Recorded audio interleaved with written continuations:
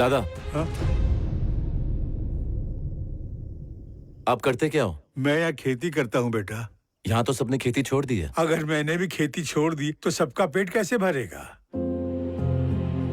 अगर अनाज चाहिए तो किसी को तो हल चलाना पड़ेगा ना। लोगों ने खेती इसलिए छोड़ी क्योंकि उन्हें मेहनत नहीं करना था। अगर गांव वाले लालच में आकर खेती करना नहीं छोड़ते तो ये जमीन सोना चांदी उगलती बेटा। आपको नहीं पता कि आपकी जमीन कोई छीनना चाहता है? किसमें इतना दम है कि मेरी जमीन मुझसे छीनेगा? ये मेरी माँ है। जब तक मैं जिंदा हूँ ऐसे हजारों लोग भी आ जाएं तो भी मेरी माँ से मुझे अलग नहीं कर सकते। इसी मिट्टी में मैंने जन्म लिया है और इसी मिट्टी में मिल जाऊंगा। अगर किसी ने मेरी जमीन छीनने की भी कोशिश की ना तो मैं उसे काट कर फेंक दूंगा। हाँ। दादा,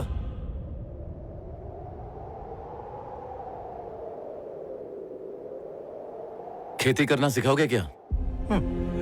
खेती करना सिखाया नहीं जाता। धरती माँ की गोद में एक बार आकर तो देखो, अपने आप खेती करना सीख जाओगे। आ जाओ।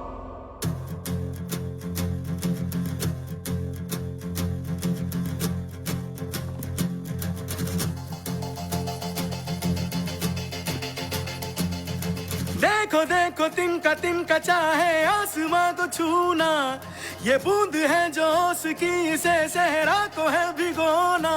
समुद्र प्यास लेके है नदी पे आ रुका रुका, ये देखो मिट्टी चूमने पहाड़ भी है झुका झुका।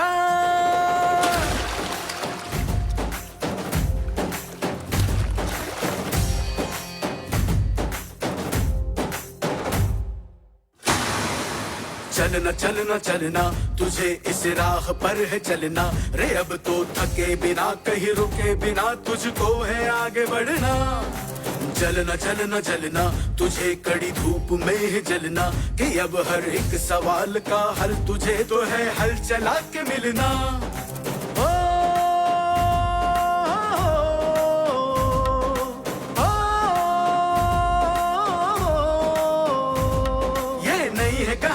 अब शुरू होनी लिख ले जो चाहे कर मन मानी, चले जब जब तू जिए चुक चुक तू कहे धरती माँ। चलना चलना चलना तुझे इस राह पर है चलना रे, अब तो थके बिना कहीं रुके बिना तुझको है आगे बढ़ना।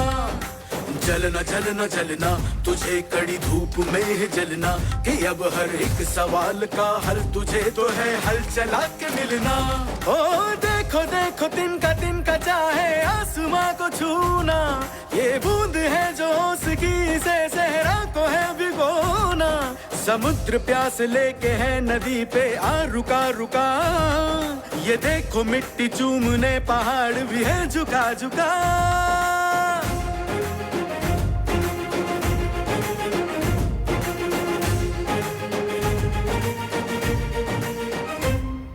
अरे तुम पे धनलक्ष्मी मेहरबान है। जिस जमीन की कीमत 4 लाख रुपए भी नहीं थी, उसकी कीमत मैंने मेहनत से 20 लाख रुपए करवाई। 20 लाख का गर्मा गर्म चेक रेडी है, आओ और अंगूठा लगाकर ले जाओ। अगर विवेक भाई का मूड खराब हुआ तो इससे भी हाथ पैर धो बैठोगे। Subba Veerraju,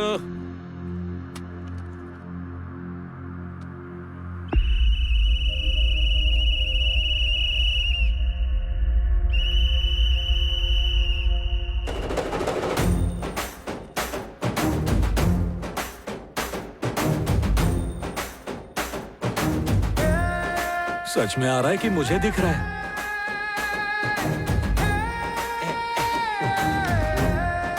thank you. अगर अभी आपने इनके कागजात पर अंगूठा लगा दिया तो आप सबकी जमीन छीन जाएगी। इनका ऑफर सुन लिया ना, अब हमारा सुन लीजिए। आपकी जमीन 5 साल के लिए किराए पे चाहिए। क्या चल रहा है? और 5 साल तक ये लोग मंदिर में मंजीरा बजाएंगे। अरे मैं 1 एकड़ का 25 लाख दूंगा। पासबुक और सारे कागजात तुम्हारे पास ही रहेंगे, लेकिन मेरी एक शर्त है, बस एक कागज पे दस्तखत करनी होगी। देख लिया, फिर से झोल झपाटा कर रहा है। कौन से कागज पर? उस पे लिखा है कि उस जमीन पे कोई खेती नहीं कर सकता, सिर्फ आप लोग कर सकते हैं।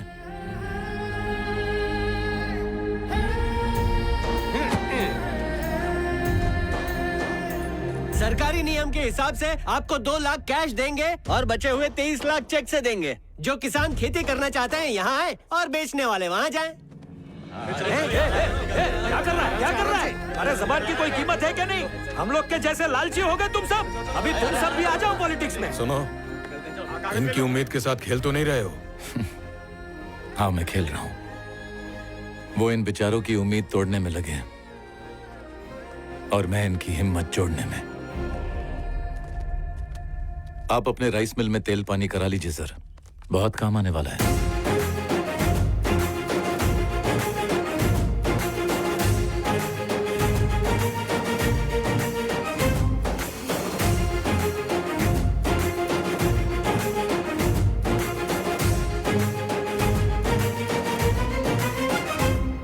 सदियों से ये मौसम दिल हारे था बेटा, संग तेरे लाया है तू खुशियों का झोंका। बदलेगा अब आलम है हरियाली का वादा, सपनों के साथ नहीं होगा अब धोखा। जब तक न मिले मंजिल अपनी तब तक चलते हैं जाना, इस धरती पर ही स्वर्ग तुझे अब ले आना। चलना चलना चलना तुझे इस राह पर है चलना, रे अब तो थके बिना कहीं रुके बिना तुझको है आगे बढ़ना।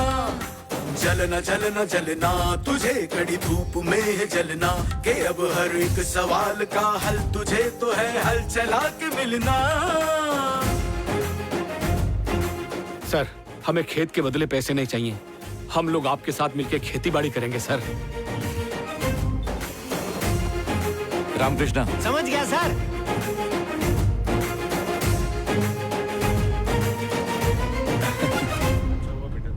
वो बुढ़िया बस अड्डे पे बेहोश होके गिर गई। लोग कह रहे हैं वो बचेगी नहीं।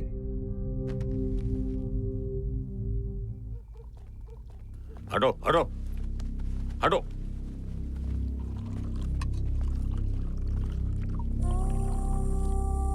इन्हें अस्पताल क्यों नहीं ले गए? कह रही है जब तक बेटा नहीं आएगा मैं कहीं नहीं जाऊंगी। वो निकल चुका है, आता ही होगा।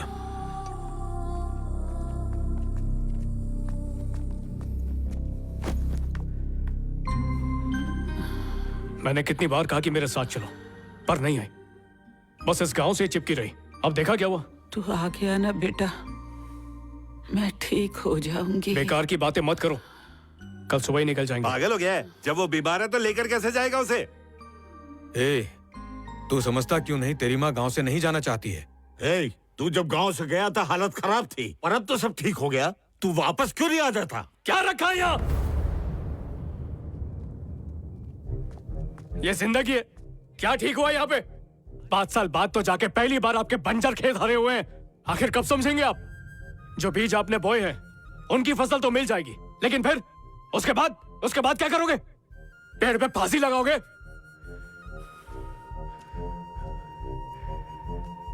हेलो सर, टीवी पर आपको बहुत बार देखा। आप कितनी भी कोशिश करने पर यहाँ की हालत सुधरेगी नहीं। ए, क्या बकवास कर रहा है? इसे बोलने दो।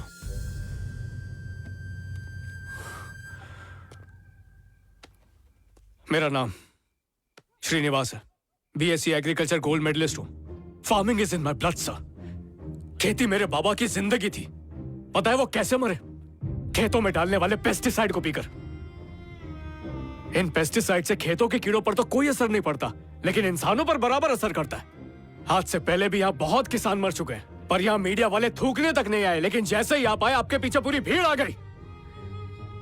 किसानों की कहानियों में उन्हें मसाला नहीं मिलता है ना सर। हम जिए मरे उन्हें क्या, हमारी कोई औकात ही नहीं है। आज इस गांव की प्रॉब्लम विवेक मित्तल है, कल उसकी जगह कोई और होगा। ये सब कभी खत्म नहीं होगा सर। असली प्रॉब्लम ये समाज है सर। किसान समाज के लिए सहानुभूति दिखाने का बस एक जरिया बनकर रह गया है सर। जाने दीजिए ना सर, ये सब सो रहे ने सोने दीजिए, क्योंकि इन्होंने उम्मीद बांध ली, और अगर वो टूट गई तो ये सब भी टूट के बिखर जाएंगे। इस जिल्लत की जिंदगी में ये लोग जैसे तैसे जी तो रहे हैं, कुछ नहीं बदलेगा सर। वक्त बर्बाद मत कीजिए, लौट जाइए प्लीज।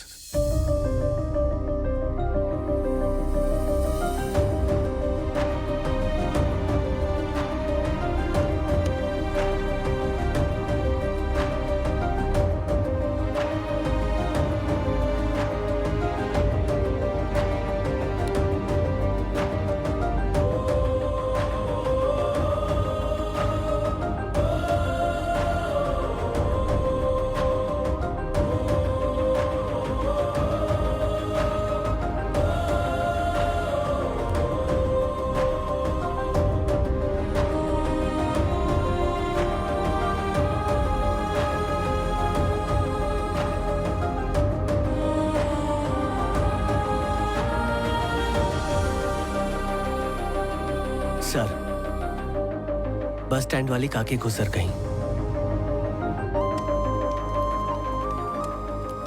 पिछले 70 साल से मैं खेती करता आ रहा हूँ। उन दिनों किसान राजा हुआ करते थे। आजकल तो किसान को कोई मजदूर भी नहीं समझता है। कहते हैं लड़की का घर में रोना अपशकुन होता है। ये देश भी तो एक घर ही है ना। किसान रोएंगे तो लोग कैसे सुखी रहेंगे?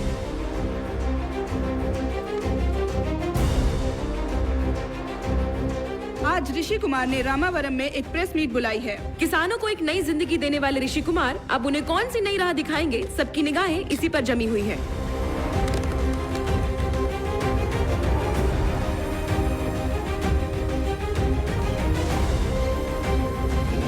क्या सर, हमें खेत में बुला लिया, आपको और कोई जगह नहीं मिली क्या? वैसे आपने खेती बाड़ी क्यों शुरू कर दी? What is the reason, sir? America में जम नहीं रहा क्या? वैसे खेती से आपका क्या लेना देना? उधर अमेरिका में अपनी आलीशान ऑफिस में बैठकर मैंने भी ऐसा नहीं सोचा था कि मैं कभी खेती बाड़ी भी करूंगा। वो तो इस जमीन पे कदम रख के पता चला कि इस धरती के हर जीव का खेती बाड़ी से कोई ना कोई रिश्ता है। चाहे कितने ही पैसे वाला क्यों ना हो, उसका पेट किसान के उगाए हुए अनाज से ही भरता है और गरीब की भूख को भी उसी किसान के उगाए हुए अनाज की जरूरत पड़ती है। लेकिन हम उन किसानों को कोई अहमियत नहीं देते और उनका एहसान भूल जाते हैं। कोई एहसान नहीं कर रहा है, किसान अपना काम कर रहा है और हम लोग अपना काम कर रहे हैं। क्या किसान और हम दोनों एक समान हैं? चाहे हम हो या किसान, दोनों पैसे के लिए काम कर रहे हैं। पैसा? 2 महीने सैलरी नहीं आई तुम्हारी तो क्या करोगे? बीवी के गहने बेच मारेंगे और क्या। और अगले 6 महीने तक कंपनी ने सैलरी नहीं दी तो? उस काम को लात मार के दूसरा काम ढूंढेंगे। और अगर यही चीज किसानों ने कर दी तो? सैलरी ना बढ़ने पर लोग सड़कों पर आ जाते हैं, धरना देते हैं। लेकिन हमारा किसान, चाहे सालों तक उसका मुनाफा ना हो फिर भी वो खेती बाड़ी से मुंह नहीं मोड़ता। हर दिन हर साल वो बीज उसी उम्मीद और लगन से बोता है कि इस साल हम सबका फायदा होगा। तो फिर किसान और हम एक समान कैसे हुए सर? तू चाहता क्या है भाई? हम भी अपना काम छोड़ के खेती बाड़ी करें क्या? ऐसा बिल्कुल मत समझना कि खेती बाड़ी करना कोई गुड्डे गुड़ियों का खेल है। ये धरती और इंसान का एक खूबसूरत रिश्ता है। एक ऐसा साइंस है जो साइंटिस्ट भी नहीं समझ सकते। ये सिर्फ एक किसान ही समझ पाएगा। और वो किसान जब आत्महत्या करता है वो लोगों के लिए सिर्फ न्यूज होती है। उसने क्यों जान दी, लोग उसे समझने की कोशिश भी नहीं करते। एक किसान के मरने से देश को कितना नुकसान होता है अंदाजा तक नहीं है लोगों को। जब अनाज कम हो और खाने वाले ज्यादा तब कीमतें आसमान छूती है और जब कीमतें बढ़ती है तब मिलावट का बाजार गर्म हो जाता है और उस मिलावट का बुरा असर आप सबके स्वास्थ्य और सेहत पर पड़ेगा, जिसकी कीमत आप सबको हॉस्पिटल में चुकानी पड़ेगी। जमीन की कीमत बढ़ रही है और किसानों को पूछने वाला कोई नहीं। उन किसानों की जमीन पर बिल्डिंगें और फैक्ट्री तो बन जाएंगी, लेकिन अनाज कहां उगेगा? आज कोई भी किसान ये नहीं चाहेगा कि उसका बेटा किसान बने। नई पीढ़ी को खेती बाड़ी का एबीसी तक नहीं पता। अगर यही चलता रहा तो आने वाली पीढ़ी खेती बाड़ी के बारे में सिर्फ किताबों में पढ़ेगी। एक वक्त था जब किसान गर्व से जीते थे, आज वही किसान डर डर के जीता है। बीज बोने के पहले पानी नहीं मिलने का डर, पानी मिल भी गया तो फसल उपजाऊ ना होने का डर, फसल उपजाऊ हो गई तो उसके बर्बाद होने का डर। इतने सारे डर के बाद फसल तैयार हो गई तो वो खराब ना हो जाए इसलिए वो कोड़ियों के दाम में बेच देता है और दुकानदार उसे 10 गुना ज्यादा महंगा बेचता है।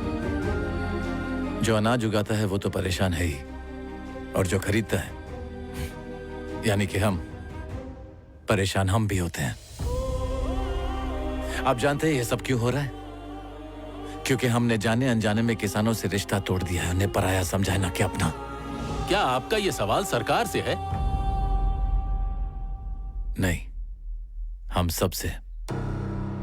गवर्नमेंट कौन है बताइए? हम नहीं है। किसान की रक्षा करना सिर्फ गवर्नमेंट की जिम्मेदारी नहीं है, इस देश के हर एक इंसान का काम है, आप सबका है और मेरा। इसलिए मैं किसानों की सुरक्षा के लिए अपनी सारी कमाई का 90% किसान कल्याण में डालूंगा।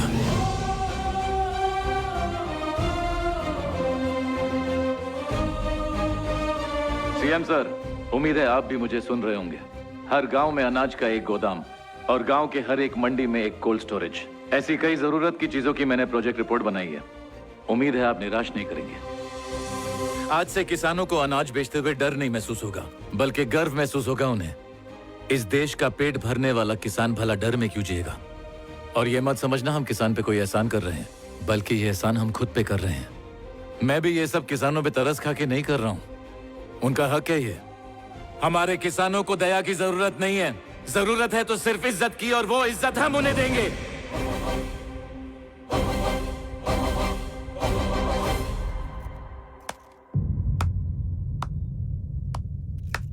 जब आपने यहाँ ऑफिस खोला तो हमें लगा कोई विदेशी है, लेकिन आपका दिल तो इंडियन है। हम आपको क्या समझे सर? इसमें जरा सा भी शक नहीं है सर, मैं एक इंडियन ही हूं। आप लोगों की तरह मैं भी इस देश की मिट्टी में पला बड़ा हूं। मैं आप लोगों की तरह ही हूं, साधारण। आज आपसे बात करने वाला कोई कंपनी का सीईओ नहीं है, बल्कि के ऋषि कुमार सन ऑफ के सत्यनारायण है।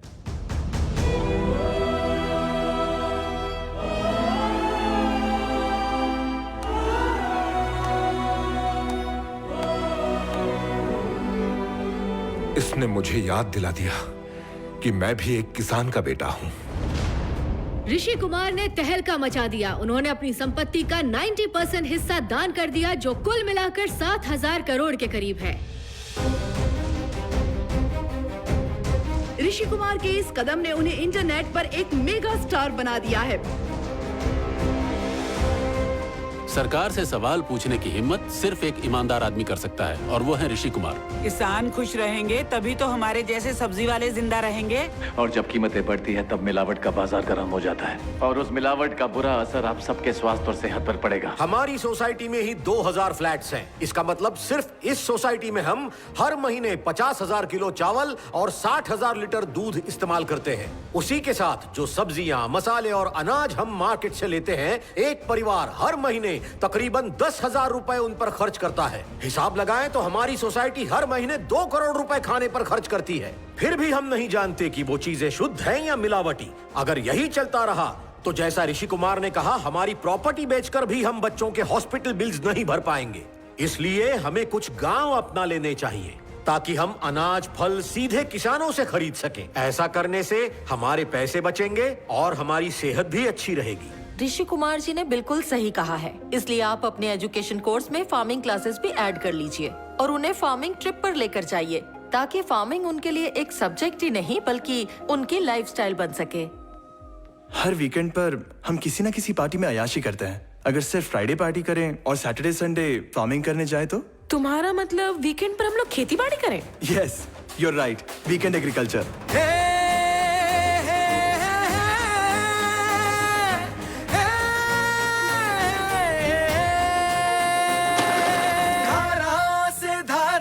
जब मिलती है आकर संगम पे जैसे नहीं हो जाती है नदियाँ, वैसे ही तुझको हमराही बनाकर लाखों कदमों को जैसे लक्ष्य मिला है नया। तू आगे चले जग पीछे चले, तू है सदियों का नेता, माँ धरती का सबसे अच्छा तू है बेटा। चलना चलना चलना तुझे इस राह पर है चलना रे, अब तो थके बिना कहीं रुके बिना तुझको है आगे बढ़ना। चलना जलना जलना